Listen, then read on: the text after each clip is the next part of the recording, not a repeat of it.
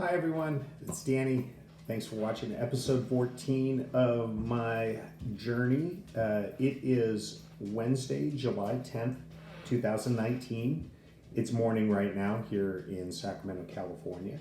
But whenever you're watching this, good afternoon, good evening, whatever. Give you an update of how everything's going. I have my next MRI in late October, early November. So we've got a few months until that. It's the middle of summer right now, so just kind of taking it easy.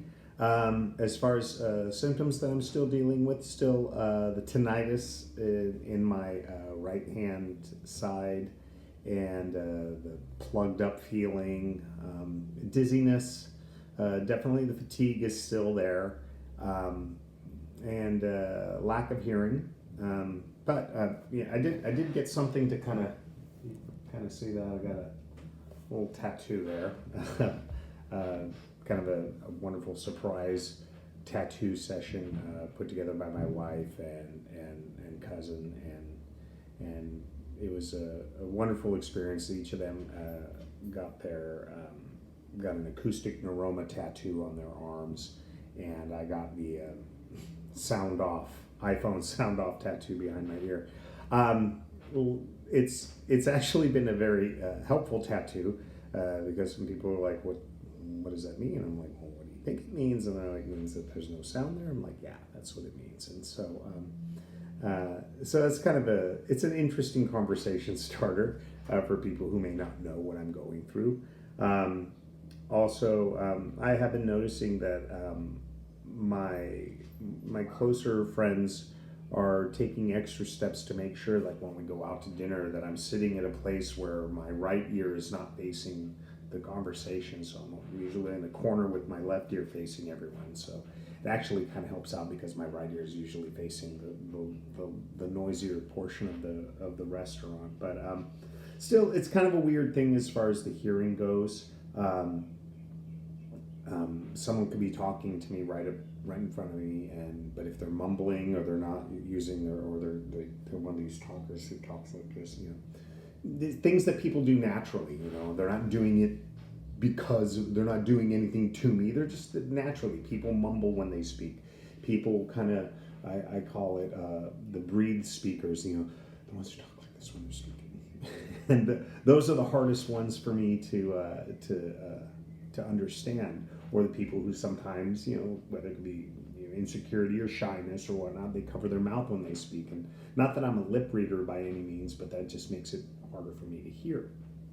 But I do notice that some of my closer friends are making sure to kind of not overdo it by speaking very loudly. They're just speaking clearly to me, and that's to those of them watching this, I really appreciate it. Or when we go out, they make sure that I'm sitting in the right place. Or if we're walking down the street or walking down a hallway, they make sure they're on my left-hand side.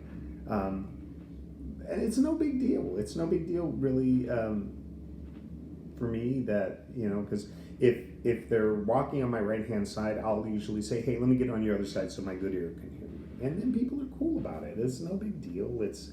I think that's part of the journey, is when you just make it, whatever you're dealing with, you just make it part of a fact of life. Okay? Fact of life. This side sucks as far as hearing. And so I make little accommodations like that. And to the friends and family who've made those accommodations, that I notice when we're going to sit down and say, oh, which spot do you need to sit in? Or let me get on this side of you. Those things, they seem small, but they're huge. They mean a lot to me. So thank you to the friends and family who take those extra steps. So I just wanted to start off with that today. The fatigue and the headaches, they're still there. I'm not very good at this, but I know that going and getting plenty of exercise is one of the things that does help me feel better physically, so I need to do that more often. That's about it as far as an update goes. Like I said, if you didn't get a chance to watch the last episode, the results from my most recent MRI was there's no growth. In fact, there was a minor shrinkage of the tumor. If you haven't watched any of the other episodes, the type of tumor I have, an acoustic neuroma, is not cancerous, but it does grow and it can be fatal if not treated. So, so the type of procedure that I had was called cyberknife radiation, and so once again, just because it's a tumor does not necessarily mean cancerous. Just because it's radiation does not necessarily mean chemo. So, but that doesn't mean that you should take either of these things lightly. So the type of radiation I had basically was meant to not eradicate the tumor, but to stop the tumor from growing, and to stop nutrients from getting to that tumor to have it continue to grow. So far, so good. I go in every 6 months for an MRI, and they measure the tumor. They let me know how things are going, and so the most recent one was probably the best news I've ever heard, which was that there was slight shrinkage. Now that doesn't mean that I'm in the clear. The tumor could start growing again. You never know. So we'll see how that goes. But like I said, the next one's in November or late October, early November will be my next MRI. Real quick, a couple things I wanted to mention about the website. If you hadn't had a chance, I've started a new portion of the website called Brain Tumor Fighter Spotlight, and the first spotlight features someone who I met through social media, through a brain tumor, in particular an acoustic neuroma support group online. His name is Mark Lazarus, and he lives in Australia. I've never met the guy. I hope someday I get to meet him. I hope maybe if either I go to Australia or if he ever comes to the United States, I would love to meet the guy. Knowing me, I'll probably cry my head off as soon as I see the guy, just because it was really important for me to have him be the first one to be the spotlight, because it's like, here's someone literally on the other side of the world, and we connected and we communicated and we write to each other, even though it was primarily on social media. We'd write back and forth to each other. He's much better than I am about writing to me and checking in to see how I'm doing. So after I'm done with this, I'm going to write to Mark and check in with him.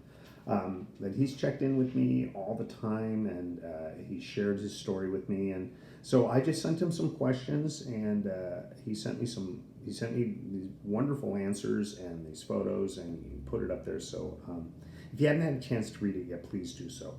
I put out feelers last night to another good friend of mine. I'm not going to mention his name because, if he decides not to do it, I don't want to out him like that. But a very close friend of mine that I've known for a long time, who's been going on his own brain tumor journey. The type of tumor he has is different than mine, but still, regardless, it is a journey nonetheless. And so hopefully we'll have the second Brain Tumor Fighter Spotlight coming up, hopefully by the end of the month. We'll see. A couple other things. For those of you in the Northern California area, on Friday, July 12th, that's this Friday, I'll be working with my friend Courtney, who is also a brain tumor fighter. She is a survivor of brain cancer, and so she's very, very active in the Northern California National Brain Tumor Society, or Northern California Brain Tumor Society, not Northern California National, but anyway, she's super active, and I'm in awe of her drive and her energy. And I mean, it's like, she's one of those people, when you send her an email, bam, she responds to you right away. And it's like, man, she is just so on top of it. I hope to have the 10th of the drive that she has. But anyway, Courtney and I will be setting up a booth at Concerts in the Park at Cesar Chavez Plaza this Friday. For those of you in the Sacramento area, you know that every Friday during the summer they have Concerts in the Park. It's a free concert, and there's over 5,000 people there. So we're going to have a booth set up. We'll have a tent, and we'll be sitting there. We're going to have information regarding Northern California Brain Tumor Society and the National Brain Tumor Society, and we'll be there just to hang out and talk and meet people. So come say hi to us. If you're in Sacramento on Friday, July 12th, come on by. Come on by. We'd love to see you. I think there's going to be we'll have some games and some free swag to give away. You never know what we'll do. But it'll be a good time. I look forward to seeing you guys. Another thing, on Saturday, July 20th in Roseville, California at 11 a.m., there is going to be a fashion show. And this fashion show, each of the models are going to be brain tumor fighters, brain tumor survivors. And yours truly has signed up to be a runway model. Although I heard it's not really a runway, it's more like a stage you walk out on. And so that should be interesting. A little added bonus to that, parts of it might be filmed for a web episode of Beyond Geek, which is the TV show that I get to host. So a whole lot of fun stuff going on, and then there's the Northern California Brain Freeze later on in October, but I'm pretty sure I'm going to post more episodes leading up to that, so we'll talk about that more. But yeah, I just wanted to give you guys an update how everything's going. Let you know about those, if you're in Northern California, let you know about those two events, Friday, July 12th. We're going to have a booth set up at Concerts in the Park. That's this Friday if you're watching and today. And on Saturday, July 20th, the fashion show at the Macy's in Roseville. So I don't know if I mentioned that it was in Macy's, but yeah, it's Macy's in Roseville. All right, man, it's about 11 minutes or so. So thanks for watching. I appreciate it. If you haven't had a chance, please check out the Brain Tumor Fighter Spotlight with Mark Lazarus, and hopefully we'll get another one up soon. So take care, everyone. Hey, if you want, go buy an Acoustic Neuroma t-shirt. All the money goes to the Acoustic Neuroma Association. So, salud. Hope you're having a wonderful one.